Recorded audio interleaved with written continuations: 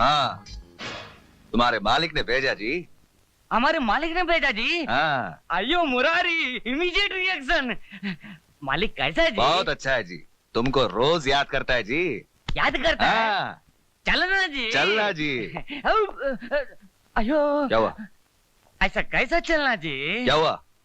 पैसा मिलना जी, घर बनाना जी, शादी करना जी, फिर चलना जी। पहले मालिक के खूनी का पता चलना जी, उसके बाद सब कुछ मिल जाएगा जी।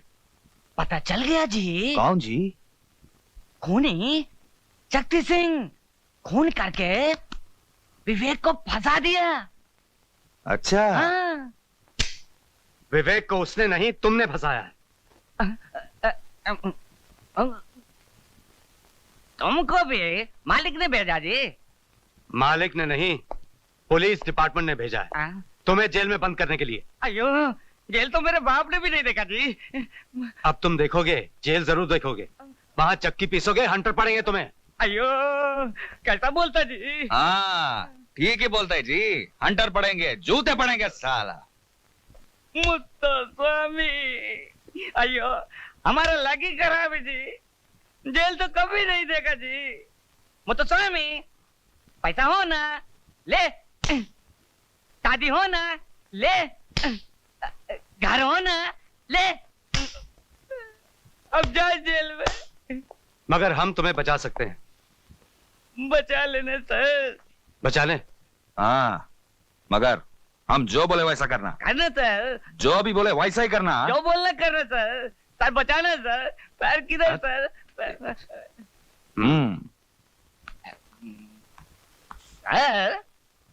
अरे मुत्तू स्वामी, तुम आओ, बोलो क्या बात है? सर मिठाई सर। मिठाई? किस खुशी में? जन्मदिन सर। अच्छा अच्छा, तुम्हारा जन्मदिन है आज? मेरा नहीं है, आपका दोस्त शक्ति सिंह का जी। हाँ। खाइए खाइए। शक्ति खुद क्यों नहीं आया? भंडारी यार। नेता भंडारी, अगर तुम्हें जान प्यारी है तो वो लड्डू मत खाना। शक्ति सिंह ने तुम्हें मारने के लिए उन लड्डुओं में जहर मिला दिया है। कौन बोल रहे हो तुम? तुम्हारा एक हमदर्द साला। Hello hello hello.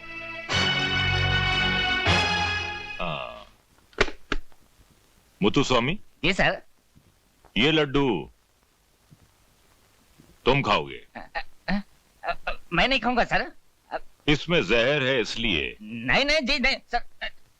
हाँ सर, मुझे माफ कर दीजिए सर, वो आपका दोस्त शक्ति सिंह ने हमको भेजा जी, माफ करो।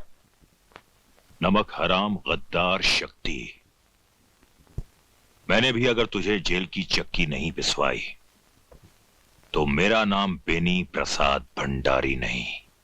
उस हरामजादे भंडारी की है मजाल। हमारे टुकड़ों में पलने वाला कुत्ता हमें काटना चाहता है। काटना नहीं, मारना चाहता है। आपको हवालात में बंद करना चाहता है। कहता है आप चोर जी, आप बेईमान जी, आप फराडी जी। बकवास करता साला। बनिया की दुकान चलाया करता था, हमारी दौलत ने हमारी ताकतों से वोट दिलवाए, हमने उसे नेता बनाया। नेता हमने उसे जमीन से उठाकर आसमान में बिठा दिया और आज वो हमसे टकराना चाहता है। ठाकुर शक्ति सिंह से टकराना चाहता है। आप सिर्फ इशारा करो, अभी इसी वक्त उसके सारे खानदान को एक ही झटके में खत्म कर दूंगा। जूली। Yes sir. भंडारी का कल का प्रोग्राम क्या है? सर वो कल बाल निकेतन के फंक्शन में जाने वाले हैं। फंक्शन में जाएगा साला? फंक्शन में जाएगा, माला पहनेगा? हम बनाएंगे तेरे को माला। कल उसके गले में ऐसी माला पहनाई जाएगी जिसके अंदर बम होगा, और उस बम का धमाका उसकी जिंदगी का आखिरी धमाका होगा।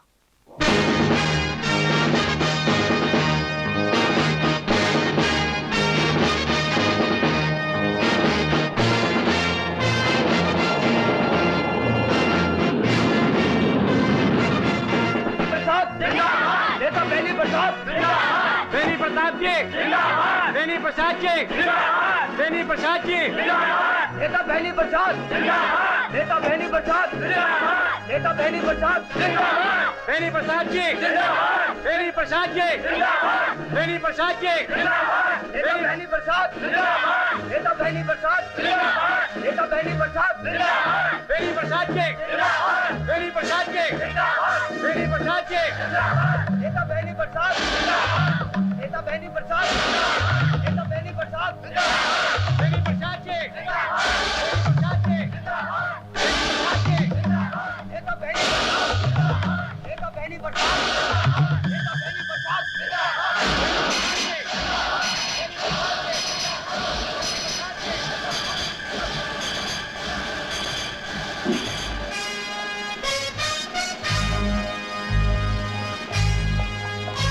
मिनिस्टर साहब रुक जाइए मिनिस्टर साहब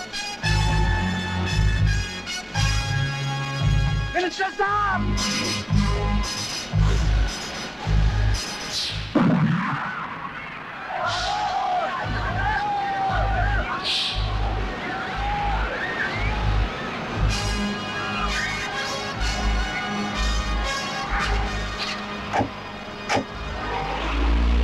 इन दोनों ने सिर्फ मेरी जान ही नहीं बचाई, मेरी आंखों पर पड़ी हुई पाप की पट्टी को भी हटा दिया। अनाथ आश्रम की बर्बादी से लेकर निशा की मां की मौत तक मैं हर जुर्म में शक्ति सिंह का बराबर का साथी रहा हूं। मैं अपनी हरकतों पर बहुत शर्मिंदा हूं जेलर साहब, मुझे माफ कर दीजिए। अरे ये आप क्या कर रहे हैं? हम तो आपके एक मामूली से मुलाजिम हैं। आइए। मैंने इतने छोटे कर्म किए हैं कि 7 जन्मों का पछतावा भी शायद मुझे माफी ना दिला सके। प्रायश्चित तो आप अब भी कर सकते हैं। बेकसूर और मासूम विवेक जो इस वक्त मौत और जिंदगी के दरमियान खड़ा है, आपके सच्चा बयान देने पर रिहा हो सकता है।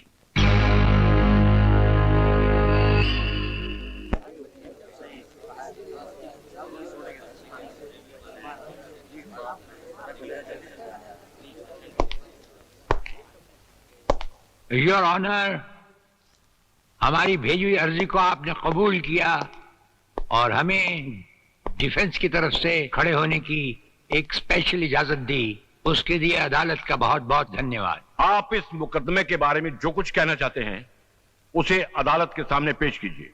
ये नौजवान निर्दोष है, इसे एक चालबाज ने खून के झूठे इल्जाम में फंसा रखा है।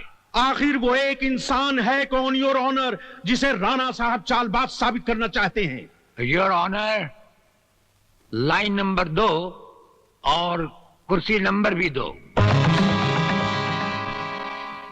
अब हम अदालत से ये गुजारिश करेंगे कि इन्हें विटनेस बॉक्स में आने की तकलीफ दी जाए। हाँ, बुलाइए।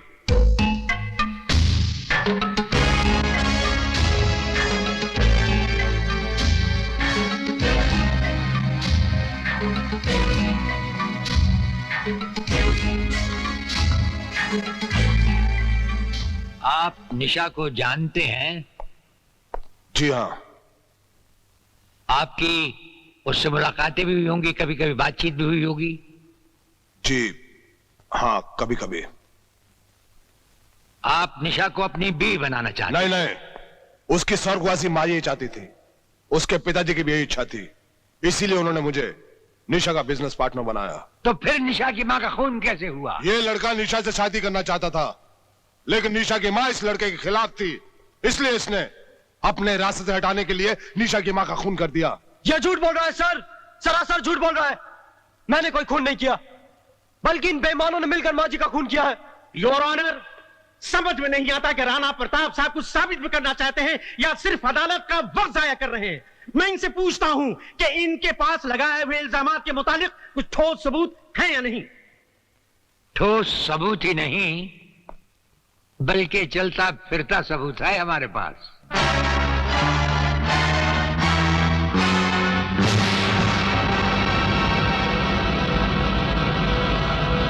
जेलर राणा प्रताप के बताए हुए सभी इल्जामात सच हैं योर ऑनर।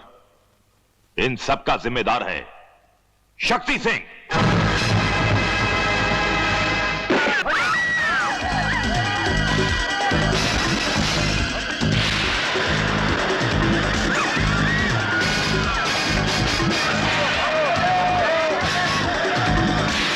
Nisha Nisha,